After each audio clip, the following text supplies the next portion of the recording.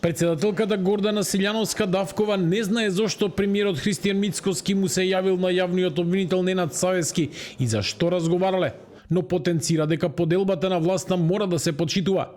Според неа, секоја институција треба да постапува во рамки на сопствените надлежности со користење на механизмите на контрола и баланс кои ги предвидува системот.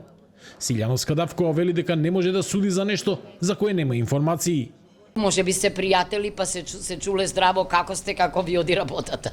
Значи не можам јас да оценувам нешто што не знам, ама вие имате право, новинарите, да прашате, извинете, од каква природа беше разговорот. Иначе кога зборуваме за етика и слично, да бидам искрена, дури и кога се работи за прислушкувани разговори, никаде и никогаш не се објавува она што е од лична природа, току само она што се однесува на работата што ние ја вршиме. Иначе генерално треба да се почитува, се знае, тоа е темелот. Во меѓувреме, опозицијскиот СДСМ побара оставка од јавниот обвинител Ненад Савески, обвинувајќи дека обвинителството е под политичко влијание. Од партијата велат дека правдата мора да биде еднаква за сите и оти премиерот не смее да се меша во работата на обвинителството. Кој е виновен, нека одговара. Правдата мора да биде еднаква за сите, но не може премиер да се меша во работа на обвинителство и да му дели задачи по телефон. Затоа ние инсистираме на европско обвинителство.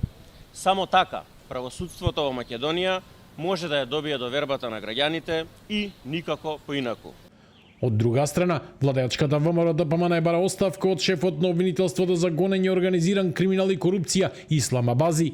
Оттаму тврдат дека одлуката за затворање на предметот Мазут е политички мотивирана и дека обвинителството постапувало контрадикторно во однос на претходните одлуки во истиот случај. Оваа контрадикторност од страна на обвинителството кое го води Ислам Абази е само поради лукративно политички основи, а не на правни или обвинителски аргументи. Целата јавност во овој скандалозен случај виде перење на пари, криминал и труење на животната средина, само Ислам Абази не виде ништо.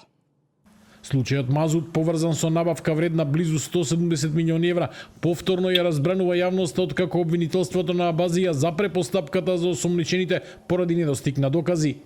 Премиерот Мицкоски призна дека му се јавил на јавниот обвинител Савески за случајот, додека тој тврдеше дека не разговарале за конкретни предмети.